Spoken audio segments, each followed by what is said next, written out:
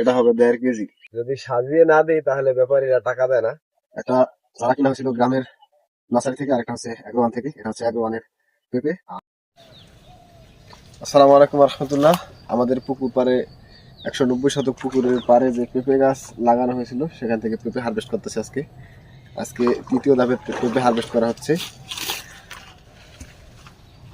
প্রায় 350 গাছ এখানে লাগানো হয়েছিল, তার ভিতরে 100+ গাছ নষ্ট হয়ে গেছে, মানুষ নষ্ট করে দিছে, আবার বৃষ্টিতে মারা গেছে, কীটনাশক ব্যবহার করে মারা গেছিল।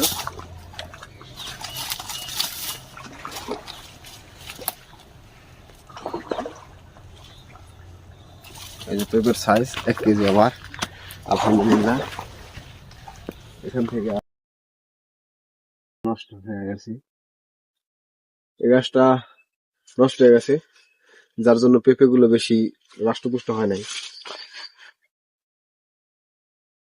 এই যে সাইজ একেবারে ছোট, আধা কেজিরও কম হবে।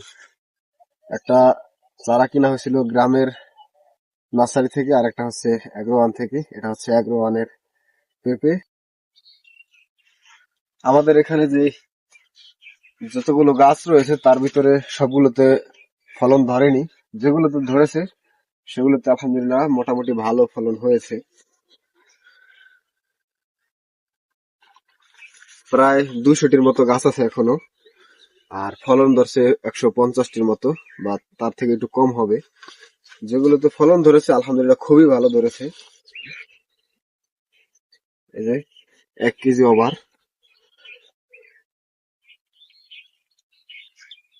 এটা হবে 1.5 কেজি। অনেকগুলো গাছ, প্রায় অর্ধেকের বেশি গাছ নষ্ট হয়ে যাওয়াতে যে টাকা খরচ হয়েছে প্রায় লসের দিকে আর কি।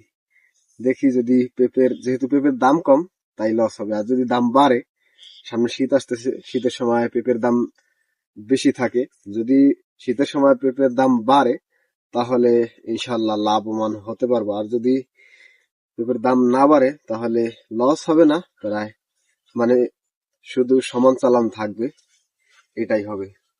তবে লস নাই, অভিজ্ঞতা হয়েছে, এটাই আলহামদুলিল্লাহ। আগামীতে আরো ভালো করে করতে পারবো।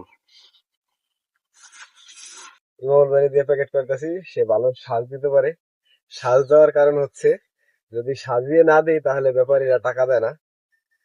আর আজকে 8 প্যাকেট হারভেস্ট করা হয়েছে, এখানে প্যাকেট করে রাখা হয়েছে।